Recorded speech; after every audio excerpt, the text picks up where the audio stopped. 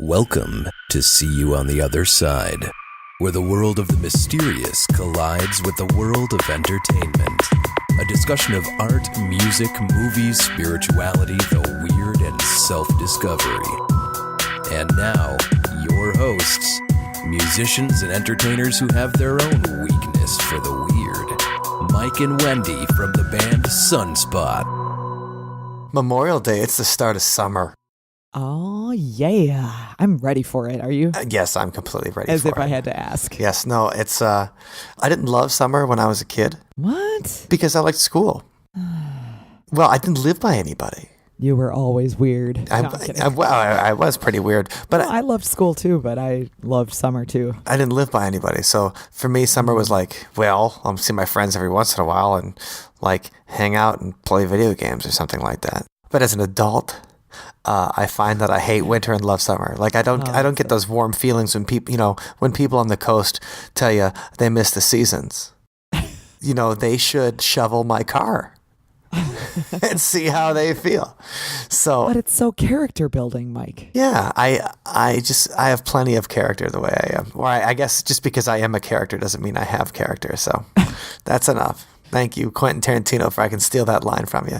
Oh my goodness. But anyway, hope everybody had a really great weekend and enjoyed themselves. I hope they had a bunch of vegan barbecue and a good time when they're out there drinking beers with their friends. And of course, we salute the lost for whom this holiday was created. Yes. Yeah, for everybody who got left behind. And that kind of is the theme of this podcast, actually. Is we're going to talk to someone who talks to people on the other side and the messages that they have for you. But we've got a live message from someone. What? Yeah, so who's not dead? At least I don't think so. In our iTunes this week, it's a 5-star review. That's my favorite kind, Mike. Yeah, that is the only kind of review that we read on the air. So 5-star reviews do get read on the air on iTunes, and this is from Shaggy from Pear Unnormal Guys. Shaggy says, y'all rock, 5 stars. This is an awesome podcast that combines rock music and the paranormal. Highly recommended. Awesome. Thank you, Shaggy. We really appreciate it. Thanks, Shaggy. And it looks like Shaggy is part of the Paraholics paranormal investigation team. I'm just looking at their website, and it says consumed by 100 proof. Oh, nice. So I like that. I think... So what's the website? We can give them a plug for the 5-star review. Yeah, it's paranormalguys.com. PAIRU normalguys.com. Okay, make sure to check them out. Thank you, Shaggy. Y'all, thanks, Shaggy. We think y'all rock too. So the interview this week, a very interesting woman, Massachusetts, Linneas star. And Wendy, did you ever watch Crossing Over with John Edward? I think I saw a couple episodes, yeah. I used to watch, in their song Scott Bakula, they talk about how I used to watch Quantum Leap every night. With your girlfriend? At the time. So 11 p.m. was Quantum Leap, but 10 p.m. was Crossing Over with John Edward. Okay. So you probably caught the end of it a few times. Oh, I watched the full thing. It was the sci-fi till I fell asleep. So Crossing Over with John Edward would come on at 10 o'clock, and... I'd never really seen that kind of thing. And so what John Edward does is that he goes to the crowd and finds somebody that says, hey, I think I've got a message for you. And says like, well, I'm getting like an A, I'm getting a B, I'm getting some, message. And kind of narrows it down to probably somebody in your family that wanted to communicate with you. And so that's what Linnea does. And, I always think that's an interesting thing. That's something that, James the Amazing Randy was always, debunking skeptical? That. Yeah, skeptical, of course. But, debunking that as far as saying it's the parlor tricks and mesmerism and that kind of thing.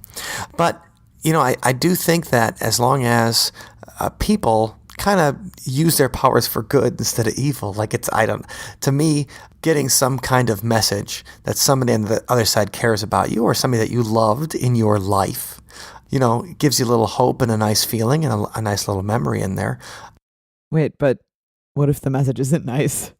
That's true. What if it's like, it's cold over here, I'm alone and sad? Well, that's the whole point, is that people like Linnea come through and they give you the message that it may not be cold and sad. But not all messages are positive, and that's something we talk about in the episode. Okay. Well, I'm intrigued. Yeah. So Linneas Starr, a very interesting woman. And, we go through her history and her life of talking to dead people. Joining us today on the line is psychic medium Linneas Starr, who's going to tell us a little bit about her conversations with the other side. Welcome, Linnea. Thanks for stopping by. Thank you so much. I enjoy the opportunity to educate, entertain, and enlighten, and I'm thrilled to be able to share my gift with your listening audience. Thank you so much. I really appreciate it. You bet it. Well, we should start with to tell people what exactly your gift is. So, Linnea, tell us a little bit about what you do. Yes, thank you. I communicate with the other side. Clairaudience, clairvoyance. I'm gifted with prophecy. I see the past, the present, the future. And many of my things seem to come true. So I'm able to bring somebody back for you and give you evidentiary information about yourself or them that I wouldn't know. So it's a very beautiful blessing, and, I do like to share it with everyone. My message always is the soul is eternal. That's what I'm trying to show. You're talking to us today from Massachusetts. Are you from Massachusetts originally? Yes, I was born and raised in Boston. I've always lived my life here.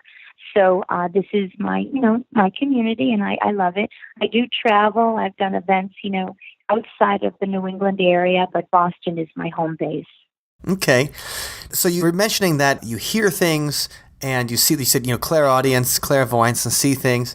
Let's get into what was your first experience that you remember that you feel that you were reached out and somebody from the other side decided to reach out and touch someone and that someone was you? Yes, I was a little girl. I was about 4.5, and my grandmother was getting remarried. And I didn't go to the wedding, but I was at her reception at her new home. And I went upstairs with one of her stepchildren, and the stepdaughter kind of left me alone in her room, and a lady appeared to me. And the lady said, "My name is Mary Elizabeth. Your grandmother just married, my husband. She's now the earth mother of my 4 children." And she told me that she had died of a spinal cancer problem. And my grandmother happened to walk by the room, and she said, who are you talking to? So I explained it to her, and she said, actually, all of that is true. That is the lady's name that passed away. She did die from that illness. And my grandmother felt that I was tapping into the other side because my great-grandmother had been gifted. She had been very, very well-known in the community of seeing things. And so the family knew what I was doing early on, and they encouraged me, and they were very nurturing of it. Wow. So nobody freaked out or anything, and it was like, hey, you've got to stop that kind of stuff. No, actually, they were quite supportive. My mother and my grandmother were intuitive, but not as I was. And I knew my great-grandmother briefly, just for a few years, and she seemed to feel, from seeing me and hearing what I was saying and listening, she said, this little one will have the gift that I have. And she was right, because here I am. So thank you, great-grandma. She was right. Yeah, well, that's a pretty sweet gift. Were you scared? I mean, I feel like someone comes up to you. Did it look like just, like it could have been anybody? Like, was she transparent? Did she have a sheet over her head? Great question. No, she was kind of nebulous. You could kind of see through her. And I find in my work when I am doing this, they will appear to me on occasion. Most of the time I hear it, clairaudience, but there are times that I see them. And as you speak to them, the presence becomes more visible. As you're talking to them and their energy is, recapitulating, somehow the image seems to get more intense as I'm speaking with them. And that's what happened when I was a little girl. And the lady pointed to a picture on the wall, and she said, that's me as a younger woman. And when my grandmother, did come in and talk to me, I said, is that a picture of that lady on the bureau over it? She said, that was her when she was just about to get married, right around her engagement. So I do see them, and they look pretty lifelike as they get to be more concrete images. And, it is kind of exciting because you're making a very spiritual connection and that the soul is trying to communicate with you. Do you see people when they have a specific message, or are they like wandering around? Because that's everybody wonders about the afterlife. Well, is it going to be, do they come to you or people that, know you with a specific, like, hey, you got to tell my grandson this thing, and then you got to go find her, grandson or something? Or sometimes you just see spirits just like, hey, how did I get here? And I can't believe you can see me. Well, yeah, that's another great observation. I do a lot of interactive events. I do interactive dinner theater. I do charity events. Tomorrow night I have a group of 150 people for a charity, and I'll probably do about 35 of them. That's more entertaining, but I am showing you the validity of what my gift is. In my smaller groups, my seminars, my workshops, my private events, I will get specific people, that are anonymous to me that have things to say. And recently there was a lady that came to me. It was her daughter that I was speaking with, and she told me to tell her she was having twins. And the woman looked at me. She was 5 weeks pregnant. Nobody knew. And she said, they are twins, but my mother wouldn't know that. I said, but your mom does. And they'll be born on Halloween, and they're girls. Sure enough, Halloween weekend, 2 little baby girls were born in southern Massachusetts, just as the mother had told me. So I think the family was very thrilled that a deceased member of the family could come back and give something that was evidentiary, and that came true. So that was a nice connection. As you grew up, so it starts, you're 4.5 years old, and then Right. is this something you started experiencing every day, or was it just every few weeks, or was it just random? I mean, was there a purpose, and was there like a time frame that things started happening to you?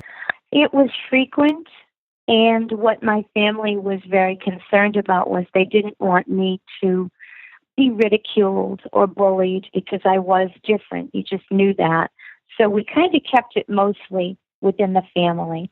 I think, early on they were saying to me, share with us what you hear, tell us your dreams, share what you feel. And I think they were just trying to protect me until I was old enough as an adult to be able to deal with the outside world. Because, not everybody's accepting of this, especially then, more so now, thank goodness. But I'm just going to say, I think they were just trying to protect me and not have me unduly hurt by people that might not have understood the sensitivity of what I could do.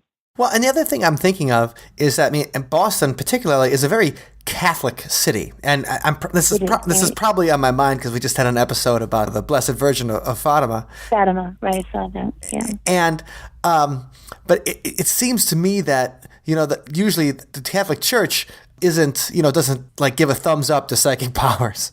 You're right, and I am a Catholic. I'm a practicing Christian, a practicing Catholic, and there is a section, a factor of the church. It's called Mysticism. And there are certain people, not saints, and I don't mean a saint, but someone who has been touched by the hand of God that is able to give you the information that is valid. And it's written in Scripture that if you can tell a stranger something, or it comes true for them, you're channeling the divine realm, because that's the only place that it would come from. You're channeling, God and heaven. And I do believe my gift is God-given to me, and it's always supposed to be used in the highest form of communication. And I think what I'm trying to show you is that your human body is temporary. Your energy, the soul spirit that you are given, goes back to the Creator at the time that, we're called home. But that doesn't mean that your loved ones can't come back and communicate with you through my gift and through dreams to the relative, and through other signs that they might be able to understand and identify as coming from the spirit world. But you're right. Sometimes organized religion hasn't really smiled upon this gift, and that's sad because it's so spiritual, because you're bringing back, someone who's gone home to God. There's a very strong, religious connection, because, all of us are born, we're given a gift of life, and then when our lives have been completed, we're called home. And I think I'm just trying to show you that the soul is more than willing to try to communicate to let you know eternal life is genuine. Well, and this is something I'm wondering about too. So if you get to talk to, people who've passed on from the other side, do they ever say like, hey, this religion is right, or this religion is wrong, or like, oh my God, I totally could have had shellfish. Like, I can't believe that I did that for so long. So do you ever get any messages like that? Or is it just like, you know what, the soul is eternal and the humans make up the rules, but in the end, God loves you and everything's cool?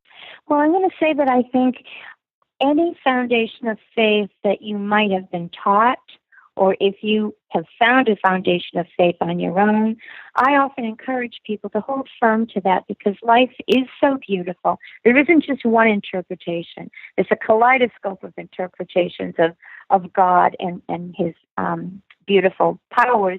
But I'm going to say I think faith is sight unseen.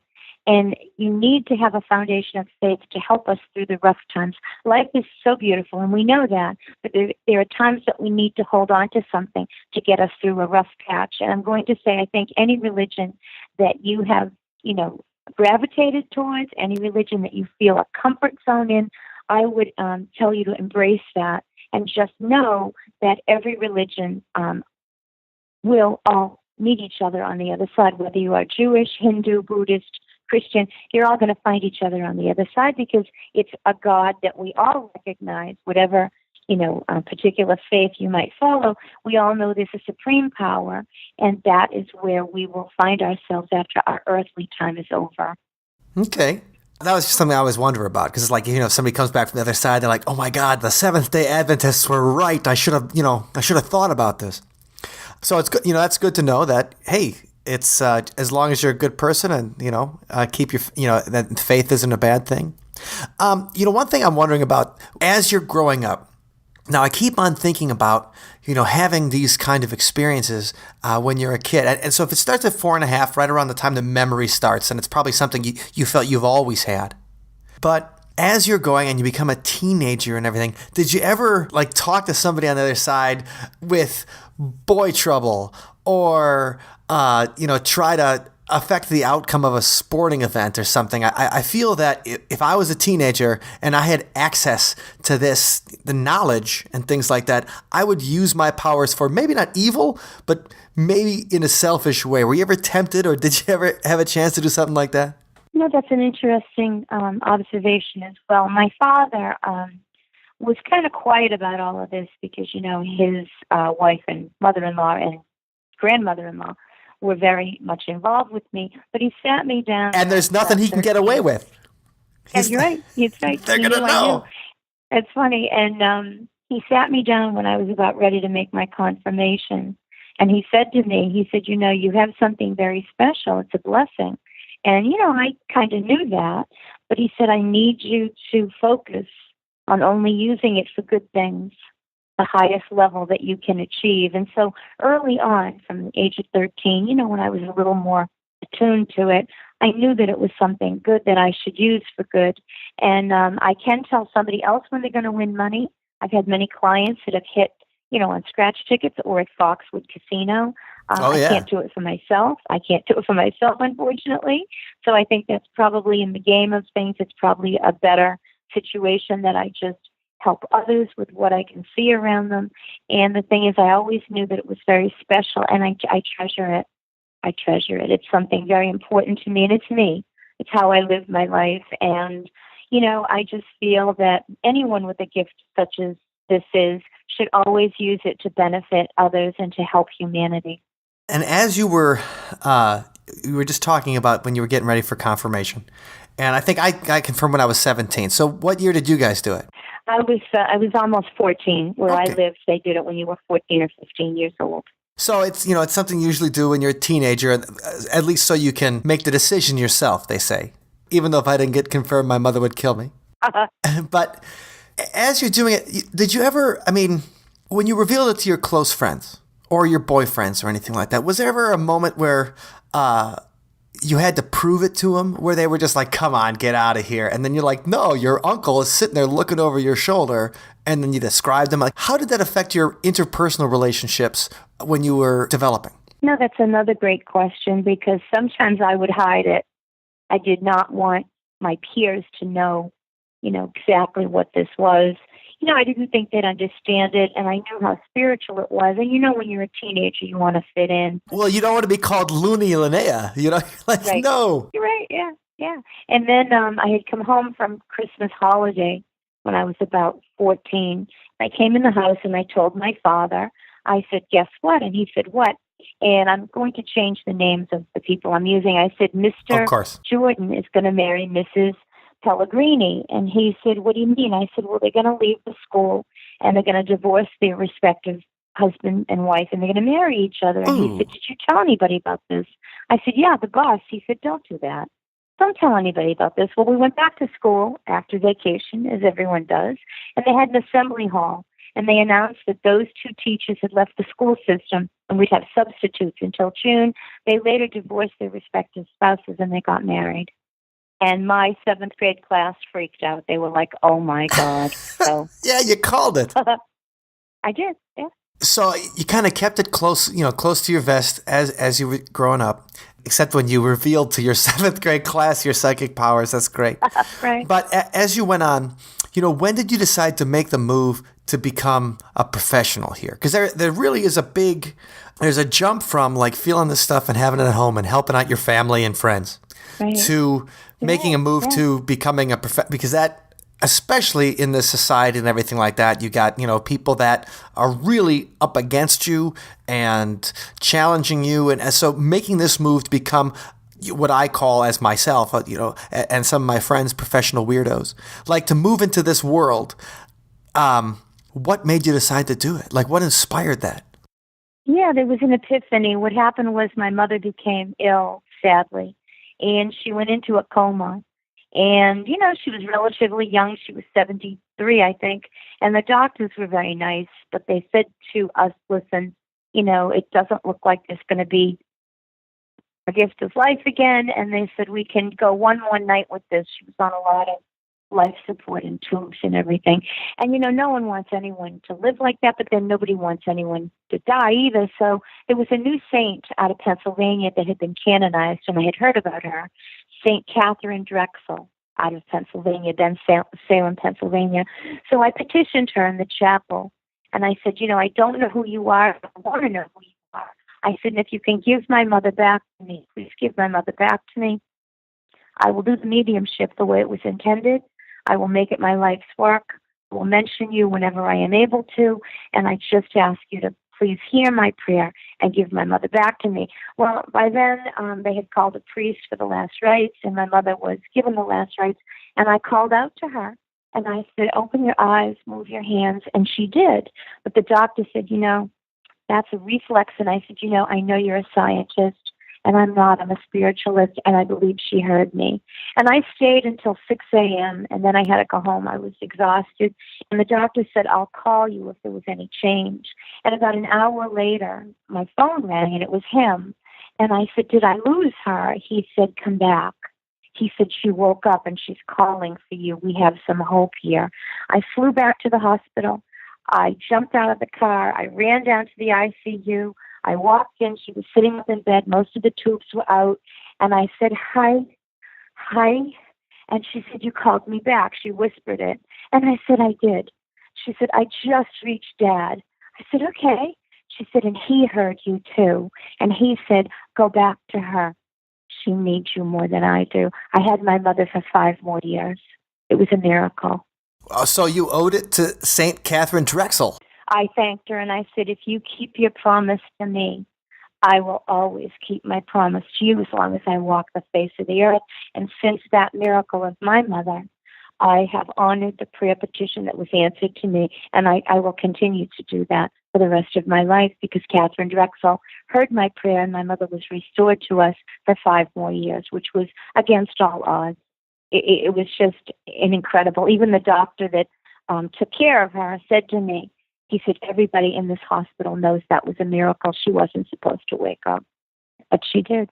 And she had a near-death experience at the same time, too. So you have a couple of amazing things. Like, number one, you have your prayer working, answered. And then number two, your mother has a near-death experience. Right. And now it sounds like your father had already passed at this time? Yes, he passed about 8 years before my mother. And between that time, did you ever have, like, him come back? Or, like, him have messages for your mom or anything? Yeah, I had dreams of my dad. There were things he would, kind of let me know. I could feel his presence. It's very hard to have the gift work for yourself. You can do it for other people, but it's almost kind of difficult to do it for yourself. But I get signs from the other side. I get visits that are more like apparitions, and I could feel my father very strongly around my mother, especially when she became ill. I knew that my father's presence was right there trying to guide her and to help her.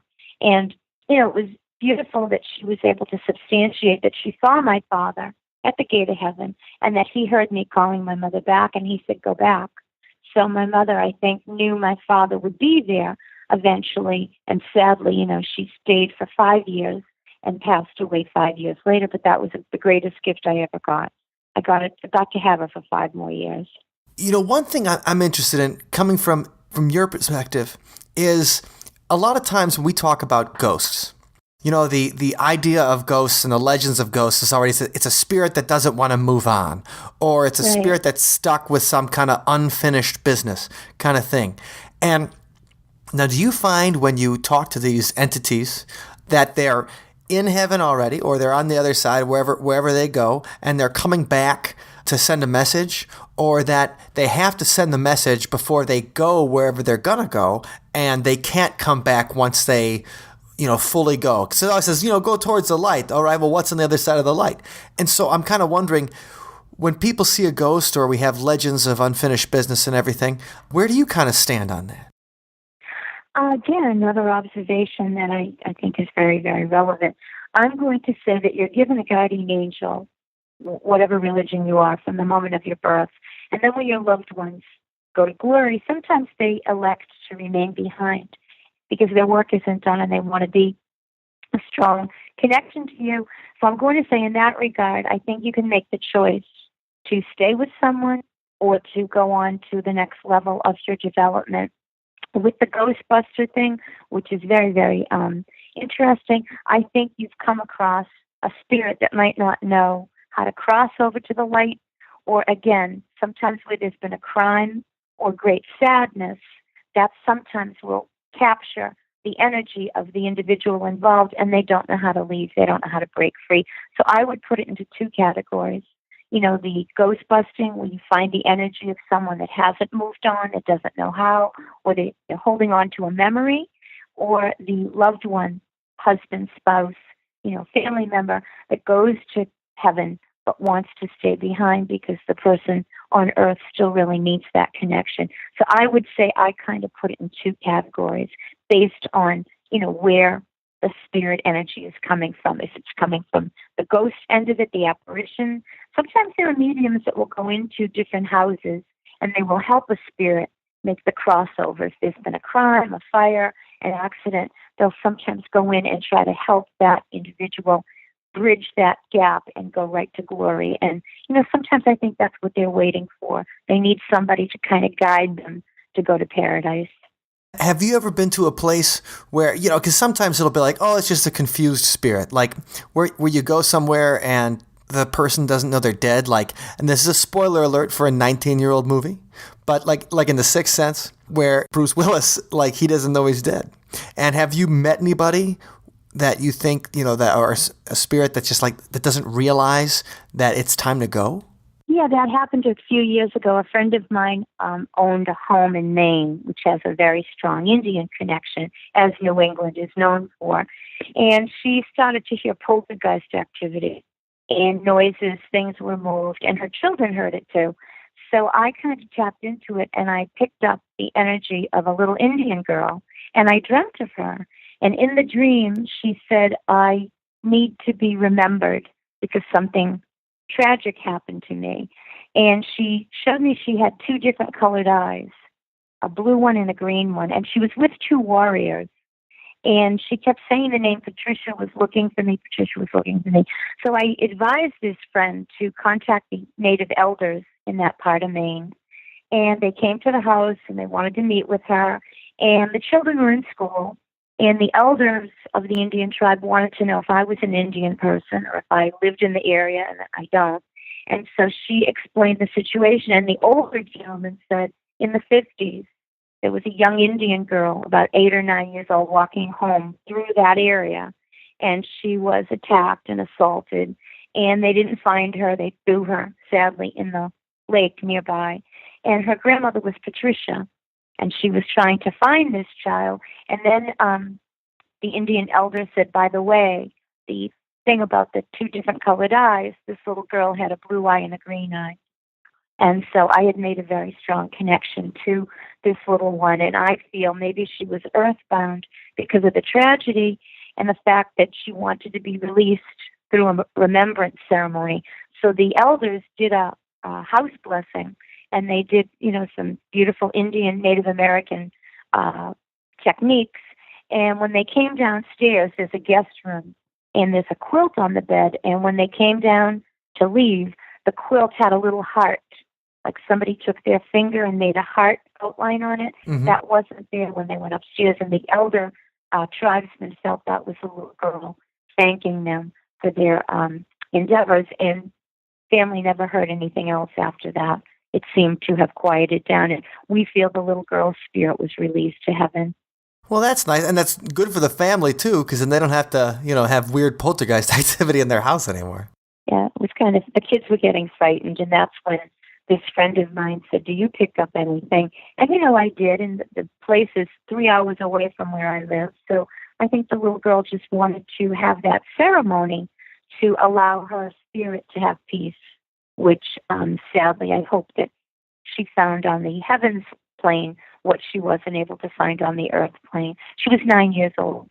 Well, it's always a tragedy when anybody goes so young. Have you found a difference then between adult and children's spirits? So, we talk a lot about reincarnation and, how some, souls are older than others and some souls are newer than others.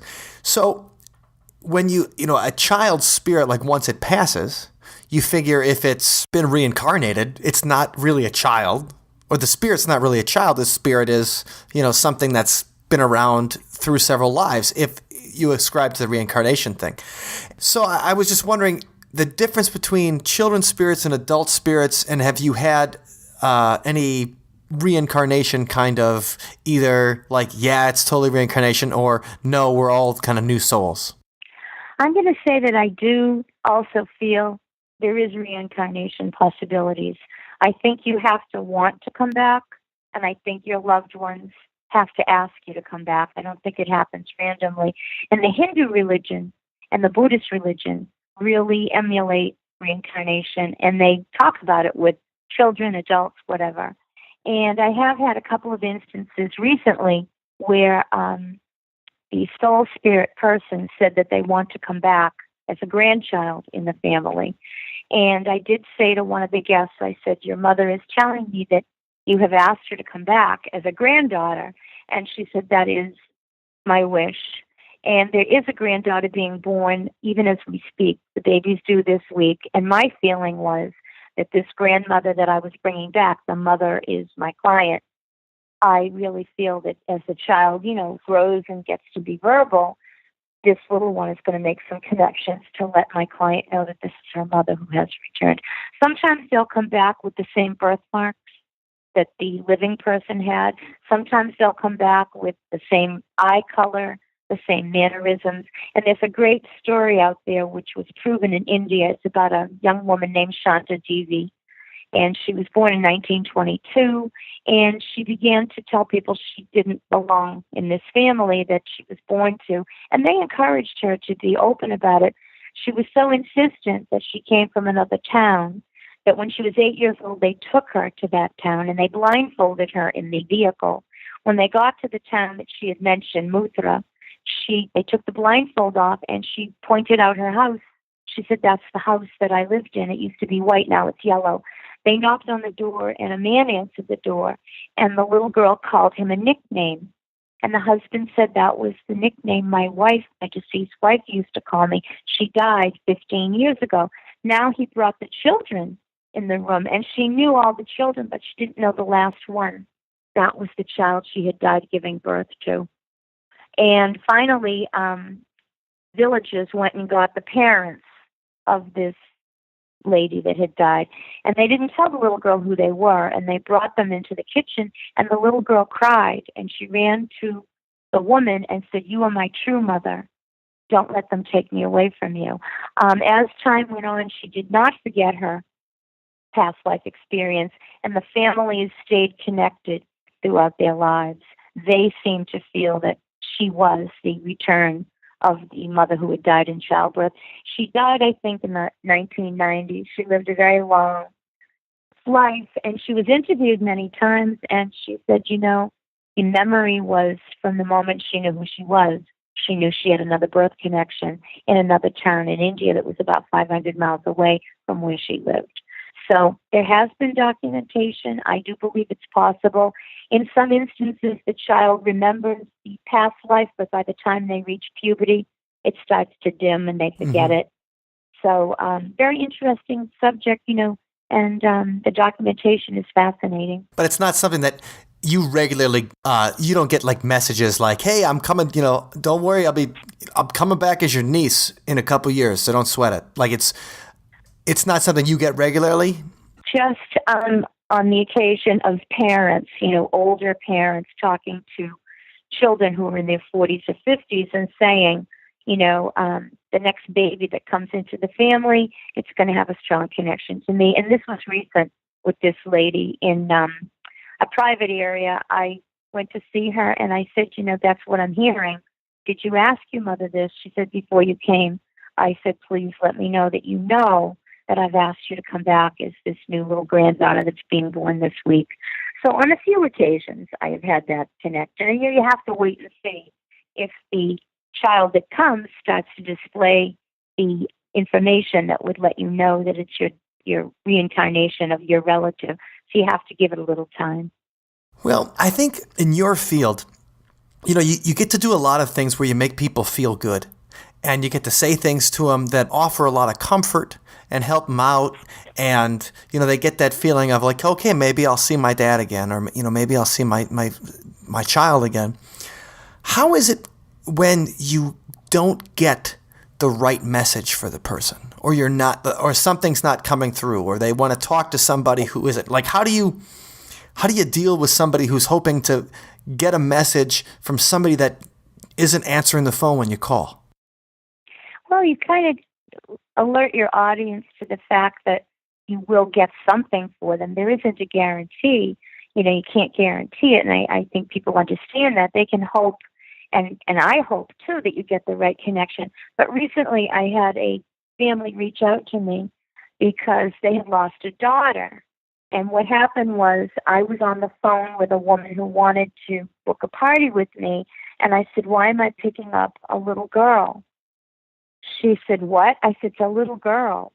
She said, a friend's little girl died Thanksgiving weekend. I said, well, she's singing happy birthday to me. It was December 4th when this lady called. And the reason I remembered, she called me back a couple of hours later and said the little girl that died at Thanksgiving, her birthday's tomorrow, December 5th. She'd be 11. And I kept seeing a pink tutu and ballet shoes hanging in the air. And the woman said she was a dancer. And when they had the wake for the little girl, they hung up her tutu and her ballerina shoes on the side of the casket memorial. So the parents called me a few days later because, I don't know them. And the little girl kept showing me a pink elephant. It was a little plush elephant. And the father said, I'm holding it. That was her first toy. I'm holding this elephant. And I did have a message for them. I kind of deferred on it because it's too soon for them to hear it. And I do feel there's another child, another sister, a sibling, and I do feel that sibling is going to marry. She's only I think 12. But when she marries, I think her first little girl is going to be this little girl coming back. But I didn't think the family, it was too soon to say that the child just died Thanksgiving. And the little girl showed me an elephant tattoo. When I got to the house, I met them a few weeks later, and the mother lifted up her sweatshirt. She got a tattoo of an elephant near her elbow because the little girl loved elephants. Her name was Ella. Oh, that's it's such a sad thing. And, and that's something else. I feel that a lot of the people that probably, when it's not just, I remember watching Crossing Over with John Edward. I used to watch it every night when it was on Sci-Fi. I was 16 to 17 years ago. And I think John Edward's actually going to be in my town here in Madison, Wisconsin this week. Yeah, very gifted, yeah. But, with that show, I remember, there's the people who kind of just show up and, they don't know what they're going to get. And there's the people who have something they really want to hear from on the other side. And I just came on thinking that you hear a lot of sad stories all the time. Every day, as somebody who gets these visions and who, you are going to be asked by other people. They're going to tell you their story, or they're going to ask you about it. They're going to challenge you. And what kind of toll does that take on you emotionally as someone who has to hear sad stories all the time. Like, can you only watch Disney movies at home or something? Like, how do you cope with that? Well, that's another great observation. There's a lot of skepticism out there. And I'm probably one of the only ones in the field, the metaphysical mediumship field, that mentions God. A lot of them do not, and I mention Christ because I do follow Christ, and not everyone does, and I know that. But that's where I'm getting my gift from. And I have a lot of skeptics that challenge me. And it goes with the territory. There's nothing, you can do to change it. I make light of it, and I often just use humor to diffuse the situation because they can be pretty belligerent, especially when you're doing a great big group and people are eating and drinking. By the end of the night, everyone's, had a glass of wine or a few other spirits. Right. And, they're blurring the line between reality and, the spirit world. But recently I was out in the parking lot near where I have an office, and there was a man looking at my car. I have a Kia Soul. And he said, I'm going to get one for my wife. I really like it. It's good on gas, and it's a wonderful car, and I love the name of it. And he laughed, and he said, Are you Linnea? And I said, yeah, how do you know? He said, one of my friends saw you at an event. He said, and I looked up your website. He said, but you wouldn't want to speak to me. I don't believe in anything. And I said, well, there has to be a reason for that. And he told me that 34 years ago, his son sadly had died very violently. And he said, my wife and I really don't think there's anything after this. And I shook hands with him, and I said, I'm very sorry. And he started to walk to his truck, and I said, wait a minute. And he turned around. I said, it's Matthew. Matthew's talking to me. He said, that's my son. That's my son. And he grabbed my hand and almost broke it. He said, but you couldn't know that. I said, but Matthew knows that. I said, isn't it ironic that you're talking to me about my Kia Soul, the car, and your son's soul came back? His daughter later wrote to me. She emailed me and said, you've changed his life. He's starting to be very much more open to the fact that you couldn't have known that. You don't know him. And I opened a door for him. And that allows him to walk through and maybe realize that it was his little boy trying to say, but Dad, she couldn't know my name. And the look on his face was very much like, are you familiar with the miracle worker from Helen Keller, when her hand is under the water pump and they're pumping it to try to tell her that this is language for water, and you see Patty Duke's face freeze, and she says the word water? That's what this shaman's face looked like. He froze, and he grabbed me and cried, and I cried too, because how could you not cry? Sure. This was something so visceral to him, and he had his wife on the phone, and he kept saying, you won't believe this, you won't believe this, I got to tell you. And I shook his hand, and I said, I hope that I helped you. And I got in my car, and I drove away, and I think that I did. A chance encounter over a car discussion gave this man a beautiful validation of his son, Matthew. Well, I mean, that's his lucky day. I guess, I think so. Really is. And, when I think about things like this and your life in particular, so when you talk about dreams and hearing things and seeing things, is it something you can kind of shut out every once in a while? Like, sometimes don't you just want to be Linnea, like when you're on a date or watching a movie or, just living your life? Like, how do you kind of, shut it out? Yeah, you have to really temper it because it's constant. What I find is I walk the beach. I walked it yesterday. You kind of meditate just to get some solitude because it is constant. And if I go into big crowds, I'm inundated with stuff, and not everyone is open to giving a message. You really have to know when to hold back because you don't want to upset anybody. But I find that when I can meditate and when I can focus on the task at hand, I can save my energy, because otherwise it would eat you alive, because they all want to contact everyone. And naturally, they just want you to know that they're okay, that they're still connected to you with light and love, and they watch over you. And I'm very circumspect. I don't give messages to everyone because sometimes they're not appreciated. I did feel that this man would appreciate it because he had shared with me the sad story of his young boy. And I hope that, and I know that I helped him because the daughter wrote to me and called me and said it really made a difference. But some strangers don't even give it a second thought. They don't want to know. And you'll find that in a group. I recently did a group where I was getting names and dates and everything, and nobody reacted. They just sat there like this was common. And, you work the room, you do the best you can. And the one who got the most out of it was the lady who booked it. It was her daughter getting married. And the daughter's named for a grandmother who died before she was born. And the grandmother kept standing near the young bride-to-be, and she said, I want her to wear my pearls. And I said that. And the mother of the bride-to-be said, I have the pearls. She wants her to wear them. I said, well, it's just something old, something borrowed. So at the end of the night, the lady came up to me, and she said, nobody knows that I've been asking my daughter to wear these pearls that belong to my mother. I said, well, it was your beautiful mother who's been gone 30 years, and she was telling her namesake, please wear the pearls that I wore in your wedding, and that will have me, be a energy presence. A lot of people don't realize that when you wear the jewelry of someone who, passed away, or they gave you their jewelry, a piece of jewelry, when you wear jewelry connected to a loved one, it still has a little bit of their energy in it. So you're actually keeping their aura within your own vibration, and it's a good luck thing.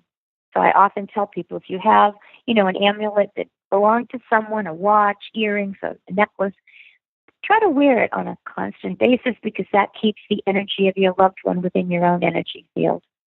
And when somebody's appearing to you, or when you can hear them, do you, so let's say if you close your eyes, could you tell it in a crowded room or something? Could you tell a difference between a spirit talking to you and a person talking to you? And I know that might be weird, because the spirit might be like, hey, I'm dead and I got a message for somebody. But I'm thinking about how you receive the message. So what's the physicality of it? Do you hear it as you would hear me talking to you in your ear in the phone, or do you hear it with a different sense? Okay, it's usually, thank you too, that's another great observation. I usually hear on my left side. For some reason I feel, a presence. I can sense something, and then they speak to me, and it's almost like, not a whisper, but it's different than a regular conversation. You can tell that it's coming from someplace else. And I'm not saying it's nebulous. You can hear it, but it has a different vibrational level. With animals, because I bring animals back, animals have souls. Animals sound like a robot.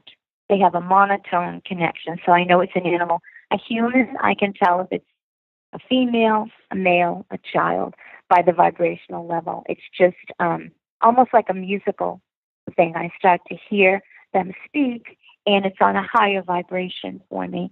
So I know that it's not just a regular conversation in a room where I'm presenting something. I know it's coming from the spirit world. And is it just, you said animals, and that made me think, okay, so if, you can communicate, or, the spirit, the energy of animals is coming back and saying something, which is funny that they sound like a robot. It's like, tell them thank you for all the treats. Right, yeah. But the idea that different things can communicate, so it's more than just humans that you can communicate with. Have you ever been contacted by an entity that wasn't earthbound or not? I mean, something that wasn't a human, something that wasn't an animal, something that may be different out there, like a purely spiritual being, not like a once living thing? Well, I'm going to say that's another, great thought process. There are things out there that are not of the earth. We know that. I know that. You know that. And I try to avoid that, because I'm not that well versed on that kind of thing. And I think that not knowing what I should know about it, I would shy away from it. And I'll mention the Ouija board. I've had people that have used the Ouija board, and they've opened up a doorway to entities that really were not beneficial. So I'm going to say I try to protect myself with white light. I try to, have a high vibrational around me. And I always open any event with a prayer to myself to guide me in the right direction, because I feel that it could go either way if you're not cognizant of that.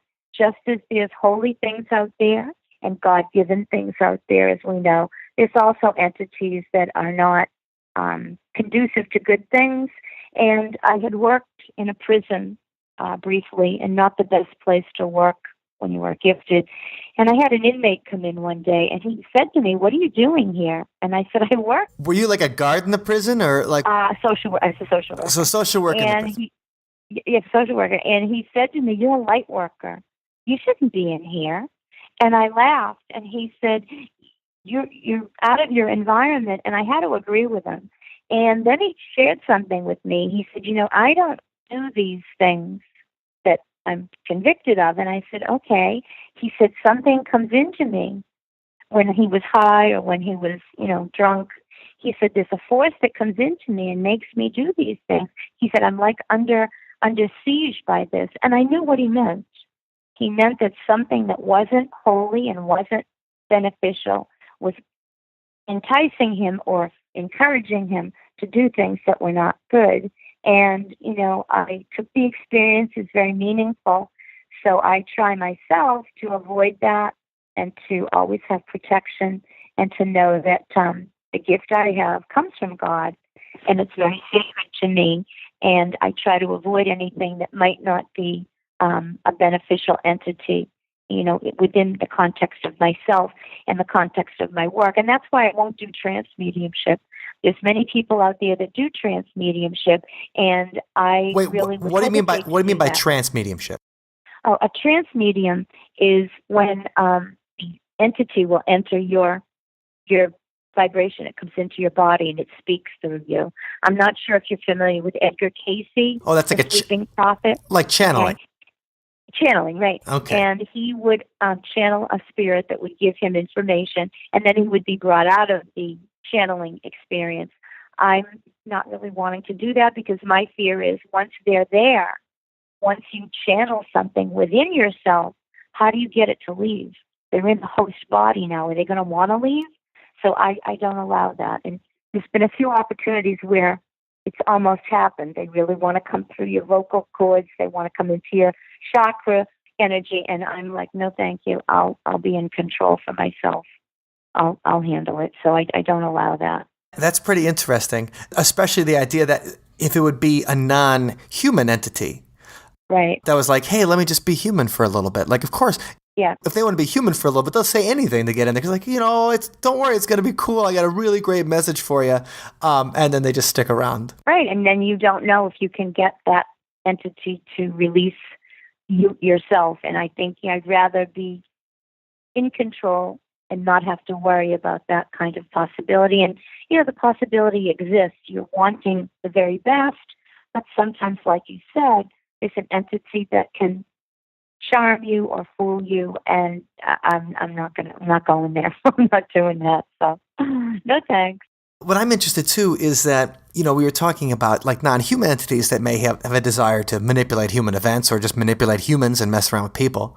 But right. Have you ever talked to a spirit or somebody that used to be human that doesn't just want to pass along a message, but that maybe is trying to manipulate events after they're dead? Like they find a medium to talk to or find somebody to talk to.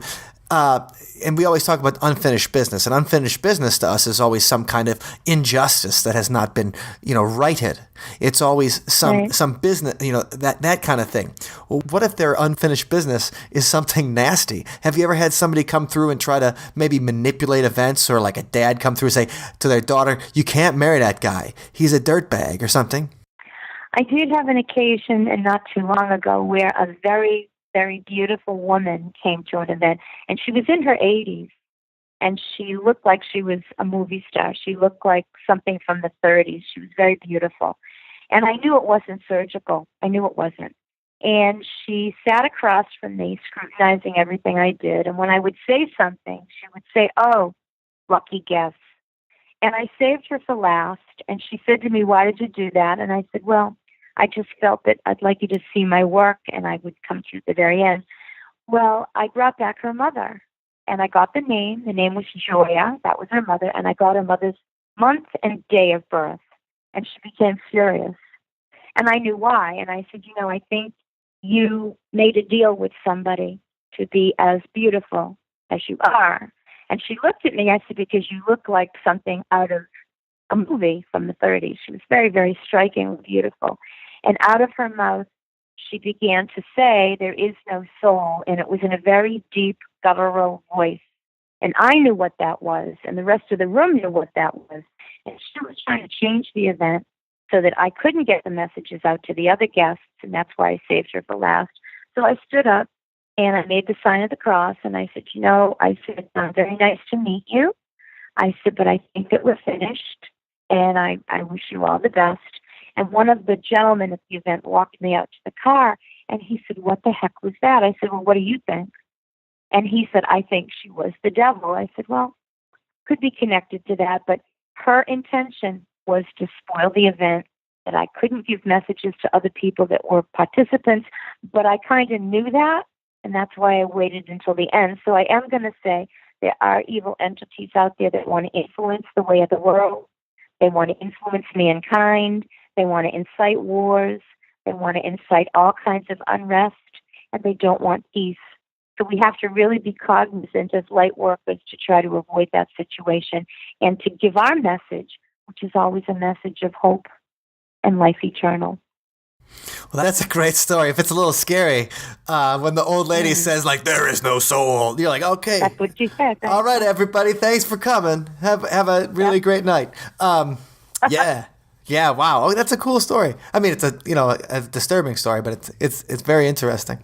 Well, I had a message, yeah. I really enjoyed learning the different, I'm always interested in the different ways that these things appear to people and the physicality of it and how you receive messages. And also I'm always interested in people's origin stories and how they got, how they got established. The journey, how they make it, right? Yeah. And just how they went from being a regular person. The regular hero, the working man hero is great, but a regular person to, someone who has these kind of connections. And I think the last question, I'm just interested in a sample of what you're hearing right now. Not necessarily about me or anything like that, but in general, when you close your eyes and think who's talking to you besides me? Is there anybody talking to you right now? Well, I was about to ask you, did you know your grandmothers? Are they still here? Your father's mother and your mother's mother? Did you know them? Are they still on the earth plane? No, they're gone. All right. Did you know your mother's mother at all? My great grandmother? I know your mom's mother, like your Nana, your grandmother. Did you know your mother's just briefly? Just for a year. She died, I think, a couple years after I was born. All right, I'm sorry for your loss. She keeps talking about a set of twins. Does somebody have twins in your family? Are there a set of children that are twins yet? Not yet. Okay, do you have children yourself? Yeah, I do have a child myself. Oh, how wonderful. How old is your little one? 7.5 months. All right, you baby, how beautiful. All right, well, she's showing me there could be girl twins in your family. So she says, and red hair. Does somebody have reddish hair in your life at all? Well, that's a good call because she does have reddish hair. The baby does. How beautiful. Yeah. Okay. And she does say Mary. Do you have a Mary or a Marie around your family at all? Not that I can think of. All right, well, this grandmother shows me Mary. I would take it, if there's not a person with that name, I would take it to be the Blessed Mother. Do you recall, or do you know if your grandmother was a spiritual woman when she was here on the earth plane? Oh, certainly was. Okay. Well, she's showing me a little statue of the Madonna, and then she gives me the letter R. Does someone have the letter R in their name around you? That's my first name. Actually, it's Robert. Okay. I knew you as Mike, so thank you. She says show the letter R. And she's asking for December. Do you have a connection to the month of December at all? Is it a birthday, an anniversary, a passing? Now that I'm on the spot, I can't I can't think of anything. No, that's okay. Anything particularly in December. That's right. But she says the twins that are coming will have a connection to December. And then she says Francis. Is someone named Frank or Francis in your life or hers? Not Francis, or not that I know of. There may be somebody in her life, but not that. Okay. Sure, that's okay. She showed me Saint Francis of Assisi, and that's often an animal lover. It could be the name of a church or a school. What nationality was your mother's mother? Polish. All right, thank you. And she's showing me a Polish gentleman, Saint Stanislaus. I don't know what his sainthood meaning is, but he's a saint from Poland many years ago. She says, show Saint Francis of Assisi and show Saint Stanislaus. So you might ask your family. And she says, Anna. Do you have an Anne or an Anna in her life, do you know? Well, my daughter is named after her, and her name is Adeline.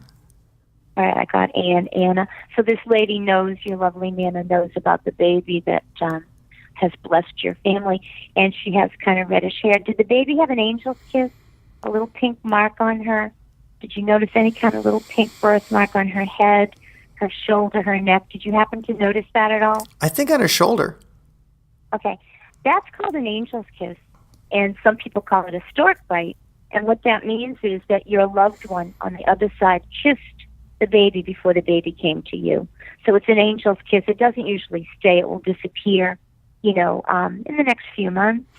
And then she keeps showing me green eyes. Does someone have green eyes around you at all? I hope it's not my wife and I don't remember it. No, she's got blue eyes. I'm just kidding. That's okay. She shows me green eyes. And she shows me Valentine's Day, February 14th. Does that day mean anything other than February 14th, the Valentine connection? Does it mean anything other than that? Not that I can think of. All right, so between Valentine's and Christmas, she says, show the news of the twin girls. And she's telling me one more thing.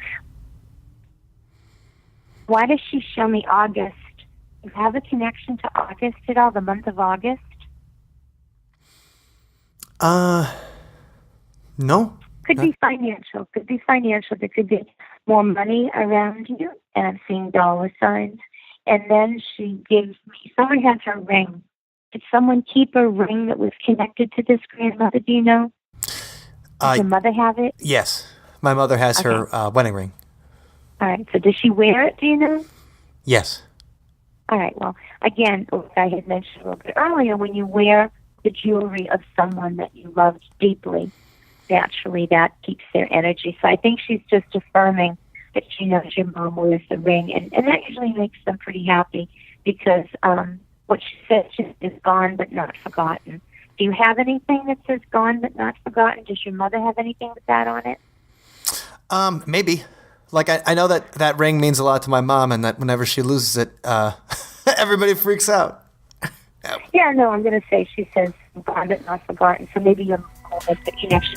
So thank you so much. My website is LinneasStar.com. I enjoyed this. We'll have to do it again. Yeah. And please let me know what comes true, and good luck with your career and your beautiful family. And I really appreciated the time today. Yes, we definitely will. And everybody check out LinneasStar.com, and you can book her for events and get more. And you just had a little bit example of the kind of stuff she does on the show and learned about her history. So thank you, Linnea. I hope you have a great week.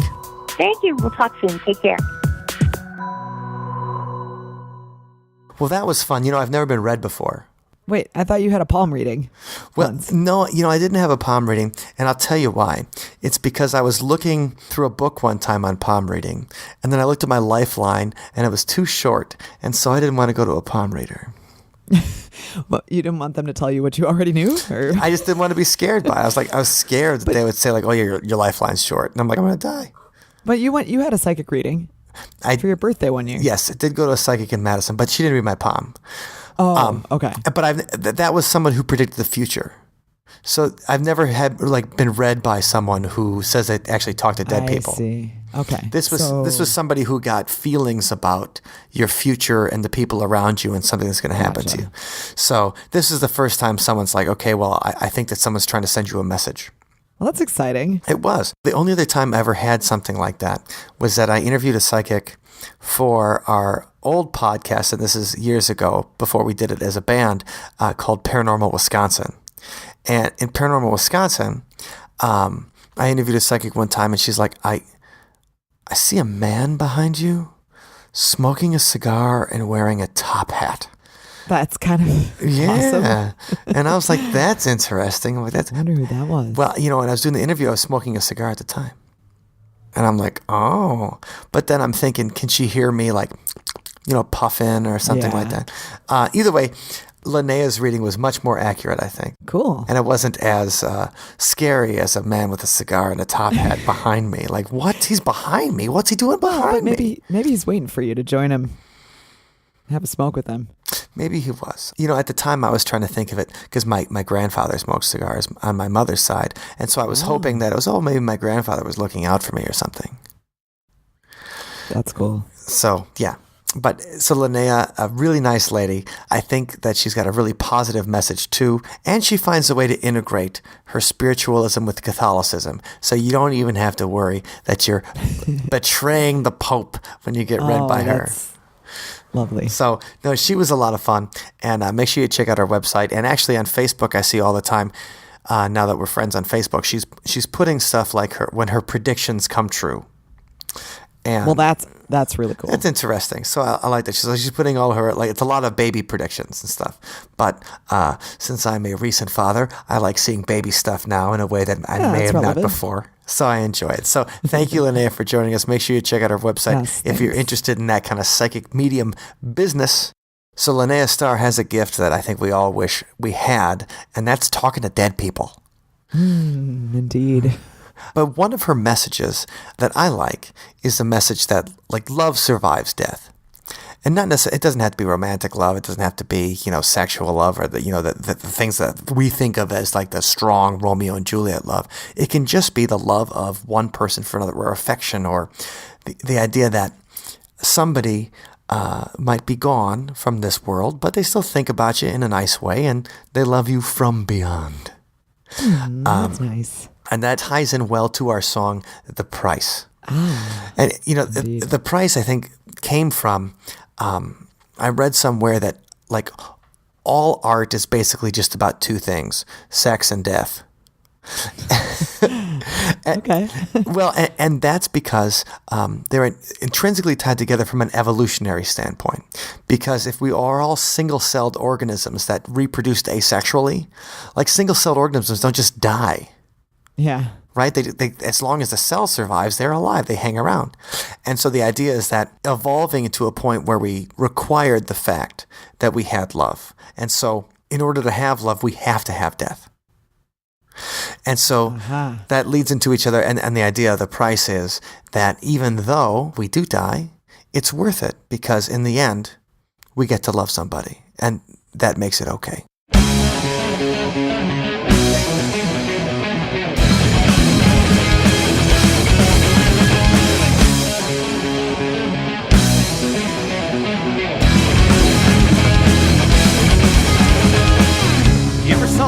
Every book, every work, ever made since time began. They're all about the same things, sex and death. So let's go back to all the single cells who live primordial. They didn't have to multiply, they didn't have to age and die. When we left the ocean for sexual reproduction, the reaper came soon after, turned us all into cadavers. Our brain machines make dopamine and split us up in twos. So without them there would be no love, without love there'd be no you. Biology is tragedy, but I think that's true. All good things must die.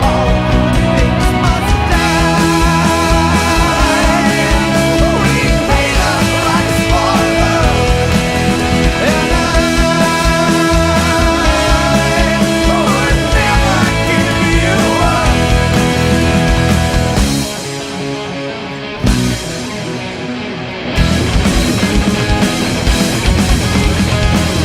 Genesis is just paralysis, a Darwinian dead end, a limitation we can transcend. Even though someday we'll get old, ugly, and gray, it's an easy sacrifice, it's a bargain at the price. Reality is bittersweet, but there's no day I'll rule. For without death there would be no love, without love there'd be no you. Biology is tragedy, I don't care that we do. All good things must die. We pay the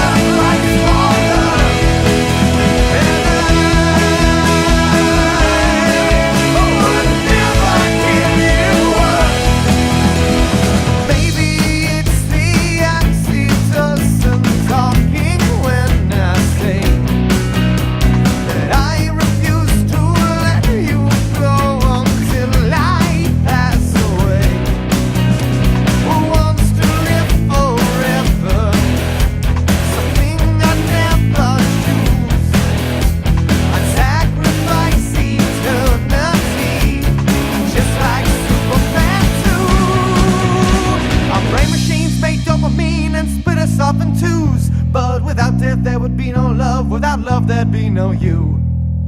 We died and paid a price for love. And I would never give you up. All things must die and pay the price for love. And I would never give, would never give, would never give, would never give, would never give you up. Our brain machines make dopamine and split us off in twos. But without death there would be no love. Without love there'd be no you. Without death there would be no love. Without love there'd be no you. Thank you for listening to today's episode. You can find us online at othersidepodcast.com. Until next time, see you on the other side. No episode of See You on the Other Side podcast is ever complete before we thank our Patreon members. Exactly. So thank you, Patreon members. You're great, and we had a really fun Patreon hangout last week. We did. We talked about everything from the ghosts of the University of Wisconsin to ghosts of the Circus Museum and the end of the Ringling Brothers Circus. And I had a special show and tell paranormal object. You did. Wendy had a special object that she found, and we had like castles and wineries, and really it was an all-encompassing paranormal conversation. And I wanted it to just keep going, in fact. we could have kept on going, but all good things must come to an end. But the thing is, we're going to do another one, and we want you to join us for our next one. Yeah. And the way to do that is to check out othersidepodcast.com/donate. And that goes to our Patreon campaign. And our Patreon campaign is we keep going on videos and podcasts and blog posts and paranormal newsletters and songs every week. It's a great place for you to check out. And of course, a special shout out to Dr. Ned. Thank you so much for your support and for pledging us at the level where you get a special shout out every week. Thank you very much, Ned. We absolutely appreciate it. And we also appreciate every single one of our Patreons. We will see you in person at the next in person virtually at the next hangout. And I hope that we can see all of you in person sometime at a Sunspot show or a paranormal convention.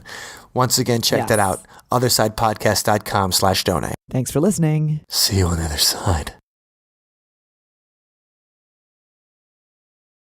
Tell them thank you for all the treats.